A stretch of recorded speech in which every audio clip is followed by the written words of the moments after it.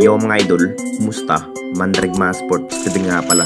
Ating pag-usapan, Barangay Ginebra, Justin Brownlee, bad news, hindi muna makapaglaro sa quarterfinals at coach team may reklamo sa kupunan ng Inlex. Pero bago na nga yan, kung bago pa lang sa aking channel, huwag mong kalimutan mag-subscribe at i-click ang notification bell para like kang updated sa ating dito sa upload pa natin. So matapos napakainit ng laban ng ating Barangay Ginebra kontra sa kupunan ng Inlex mga idol, masasabing grabe pa rin ang nagiging laban sa opening period. Masasabing lumakas pa rin ang kupunan ng Inlex dahil sa kanilang import na si Jones mga idol. Nacha-challenge pa rin ang kupunan ng Barangay Ginebra sa naging laban sa second quarter. Lamang na lamang nga ang kupunan ng Inlex dito mga idol ng double digit.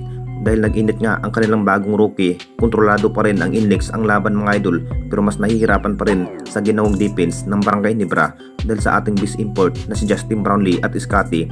Muntikan pa rin na manalo ang kupunan ng Barangay Ginebra sa third period. Naging tabla pa rin ang score sa last period mga idol. Nagpatuloy pa rin ang laban.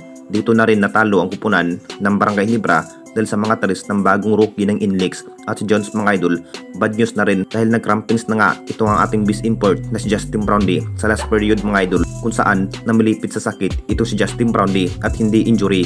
Marami pa rin ang nagsasabi posibleng hindi muna makapaglaro ang ating base import na si Justin Brownlee sa quarterfinals mga idol, dahil alam naman natin lahat kung gaano kahusay sa naging laban. Halimaw performance pa rin ang kanyang nagiging bawat hustle play. Masasabing hindi pa rin biro ang kanyang sacrifice sa kupunan ng Barangay Ginebra. Kahit natalo ang kupunan ng Barangay Ginebra, pero mukhang nahihirapan na naman ang Inlex sa matinding laban dahil sa ating base import na si Justin Brownlee at ibang player.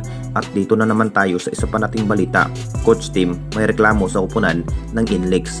Alam naman natin lahat mga idol, matindi pa rin ang nagiging sinabi sa referee itong si coach team nung hindi tinawagan ng traveling ito si Jones mga idol. Swerte pa rin ang kupunan ng Inlex dito mga idol kung bakit nalampasan ang kupunan ng Barangay Ginebra, dahil nakita naman nating lahat sa naging laban kung ang kupunan ng Barangay Ginebra na nga ang magharap, talagang mabibigyan talaga ng magandang laban. Panalo sana ang kupunan ng Barangay Ginebra kung hindi lang kinapos sa time sa last period mga idol. Pinatunayan pa rin ng ating Barangay Ginebra na mas kaya pa rin makipagsabayan sa fourth quarter. Kinabahan na nga ang Inlex dito mga idol dahil kay RJ Abarrientos. Nagiging maganda pa rin sa opensiba itong si RJ Abarrientos mga idol, kung bakit hindi lumayo sa digit ang kupunan ng Barangay Ginebra at Inlex. Sa pagkatapos nga sa laban, may reklamo pa rin si coach team na parang nandaya na nga ba ang referee para manalo ang kupunan ng Inlex mga idol. Matindi pa rin sa sinabi ni coach team kung bakit ganun nga ang pangyayari, na parang nagkakampihan ng araw ang referee sa laban nga ng Inlex at Barangay Ginebra, kung bakit halos walang angal sa Inlex. Anong masasabi ninyo mga idol tungkol sa ating video?